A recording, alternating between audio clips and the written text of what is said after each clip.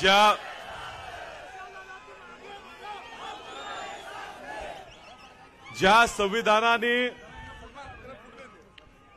संविधानाने दिलेल्या अधिकारामुळे ह्या ठिकाणी आपण सभा घेऊ शकतो, ज्या संविधानाने दिलेल्या अधिकारामुळे मी इथं बोलू शकतो, ज्या संविधानाने दिलेल्या अधिकारामुळे मी जाईल त्या ठिकाणी राहू शकतो, ज्या संविधानाने दिलेल्या अधिकारामुळे माझी इच्छा होईल ते मी खाऊ शकतो, मी बोलू शकतो, मी जगू शकतो, त्या संविधानाचे शिल्पकार डॉक्टर बाबासाहेब आंबेडकर यांचे नातू, ज्यांनी महाराष्ट्रात सर्व वंचित घटकांना एकत्रित केलं, वंचित घटकांना दाखवून दिलं की तुमची खरी शक्ती काय आहे, आणि ही शक्ती ज्यांनी प्रभावीपणे मागच्या निवडणुकीत आमच्या सारख्या काँग्रेस, राष्ट्रवादी काँग्रेस, इतर पुरोगामी संघटनेमध्ये काम करणाऱ्या कार्यकर्त्यांना दाखवून दिलं की शक्ती डॉक्टर बाबासाहेब आंबेडकरांच्या वंचित आघाडीत किती मोठी आहे। ते आजच्या कार्यक्रमाचे प्रमुख पाहुणे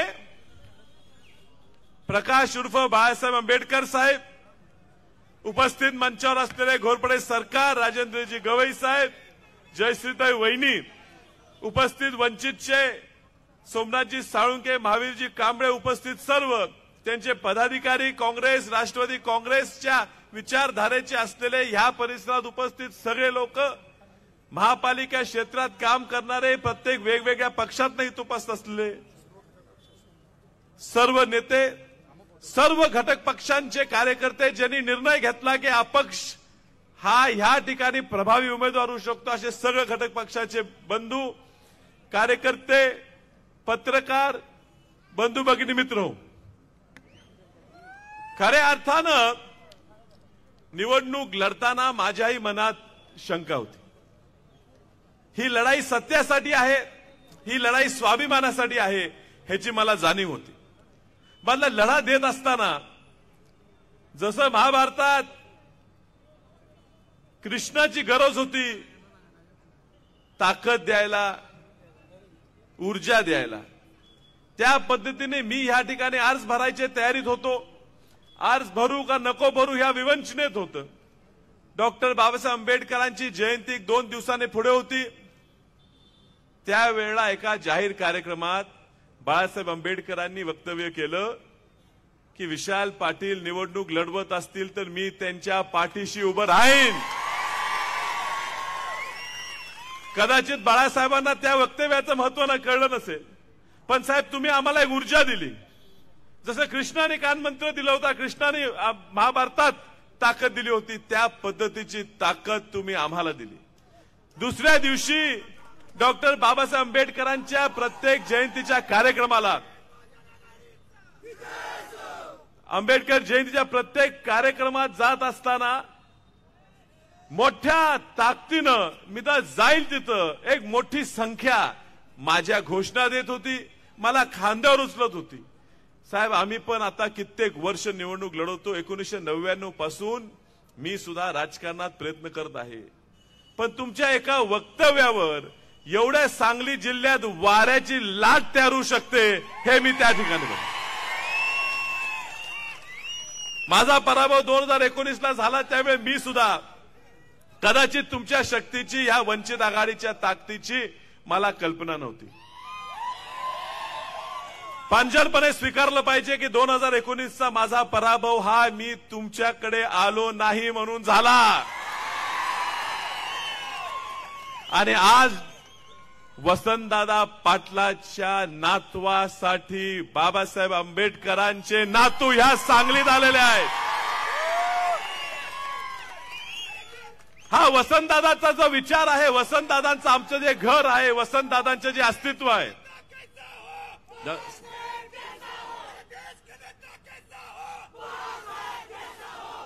हा जो विचार वसंतदादांचा आहे, तो विचार ही डॉक्टर बाबासाहेब आंबेडकरांशी प्रेरित केलेला विचार आहे। वसंतदादांनी पण प्रत्येक वेळेला ह्या संविधानाच्या संरक्षणासाठीच बाजू घेतली। आज वसंतदादांचा विचार ह्या ठिकाणी धोक्यात आहे, म्हणजे पुरोगामी विचार धोक्यात आहे, म्हणजेच डॉक्टर बाबासाहेब आंबेडकरांचा विचार ह्या ठिकाणी धोक्यात आहे.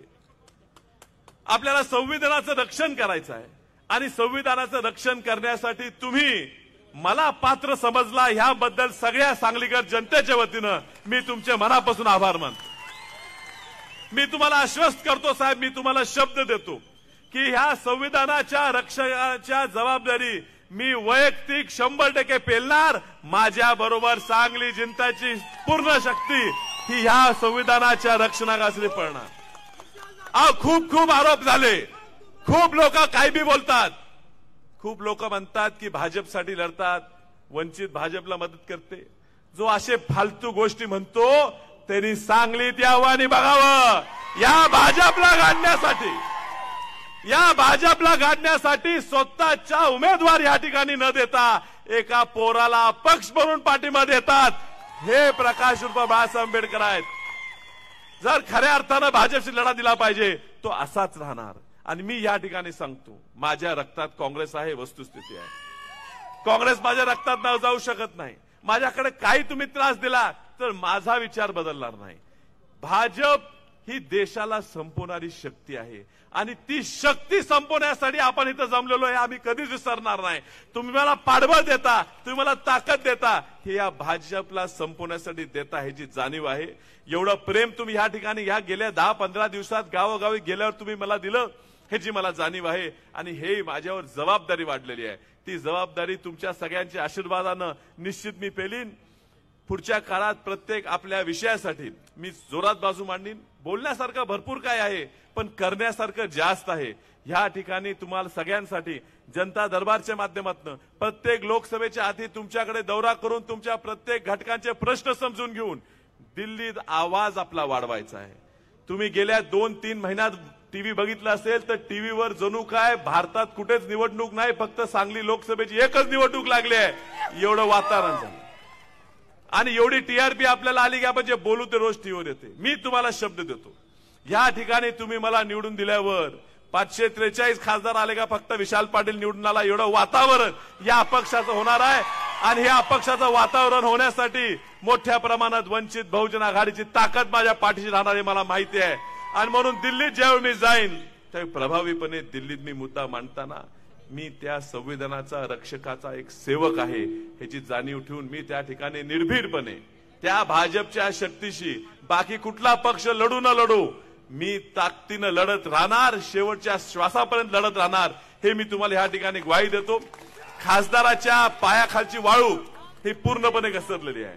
बेताल वक्तव्य करत सुटलेला आहे, अहंकाराने भरलेला आहे. अहंकारात एवढं बोलले, त्याच्या भावाला पाडलं, त्याला एकदा पाडलं, यावेळी पण त्याला पाडू. आता जनता दाखवेल हे अहंकार कसं जिरवायचं. जिथं रावणाचा अहंकार जळला तिथं हा काका कुठला लागला. ही निवडणूक माझी नाही, ही माझ्या स्वार्थाची नाही. मलाही ऑफर आले, मलाही सांगितलं हे घे ते घे, पण माझ्यासाठी बाळासाहेब आंबेडकर स्वतः म्हटले लढ, घोरपडे सरकार म्हटले लढ, जगताप म्हटले लढ, तुम्ही सगळे सामान्य कार्यकर्ते म्हटला विशाल लढ. मी लढतोय तुमच्यासाठी, आज लढतोय, उद्या लढतोय आणि कायम स्वरूपी मी तुमच्यासाठी लढत राहणार, ही मी या ठिकाणी तुम्हाला ग्वाही देतो. आपण सगळे या ठिकाणी एवढ्या तडपत्या उन्हात सुद्धा एवढ्या संख्येने या ठिकाणी उपस्थित राहिलात, याबद्दल मी तुमचा सगळ्यांचा आभार मानतो आणि आपली रजा घेतो. नमस्कार.